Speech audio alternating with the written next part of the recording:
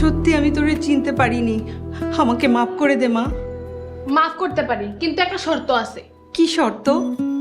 সারা জীবন আপনারা সেবা করতে দিতে হইব, তাহলে আমি সব ভুলে যাবো।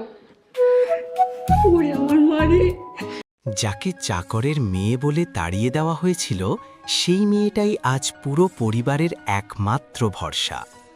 বিশ্বাসঘাতকতার আগুনে পুড়ে যখন সব শেষ, তখনই ফিরছে সত্যের সবচেয়ে বড় প্রতিশোধ। ৫ নম্বর এপিসোডে ফাঁস হবে সব সত্য। মা কি মাথা নত করবে, নাকি ভেঙে যাবে পুরো সম্পর্কের শেষ বাঁধন? আসসালামু আলাইকুম ভিউয়ার্স, আশা করি সবাই ভালো আছেন।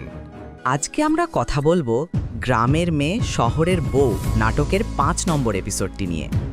ইতিমধ্যে আপনারা ৪ নম্বর এপিসোডটি দেখে ফেলেছেন, আর ৫ নম্বর এপিসোডটি হতে চলেছে এই নাটকের শেষ পর্ব।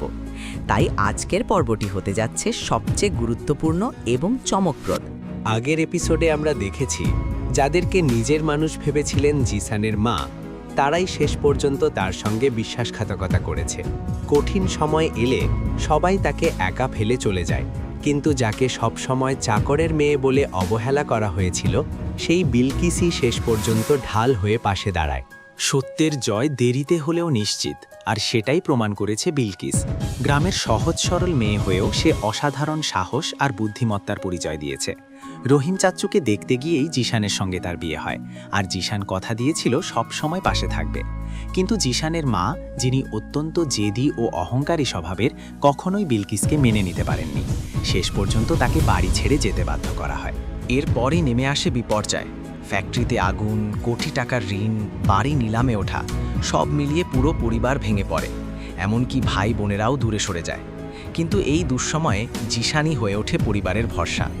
লন্ডনে থাকা অবস্থায় তার অ্যাকাউন্টে থাকা টাকা থেকে ৫০ লাখ দিয়ে সে বাড়িটি রক্ষা করে, আর অন্যদিকে বিলকিস বুদ্ধি আর ধৈর্য দিয়ে সবাইকে সামলে নেয়। এখন প্রশ্ন হচ্ছে, ৫ নম্বর এপিসোডে কি হতে চলেছে? জিশানের মা কি নিজের ভুল বুঝতে পারবে? বিলকিস কি শেষ পর্যন্ত তার প্রাপ্য সম্মান পাবে? সব প্রশ্নের উত্তর মিলবে এই শেষ পর্বে। তাই ভিউয়ার্স, আপনারা যদি এই শেষ এপিসোডটি মিস করতে না চান, তাহলে অবশ্যই লাইক, কমেন্ট ও শেয়ার করে আমাদের পাশে থাকুন।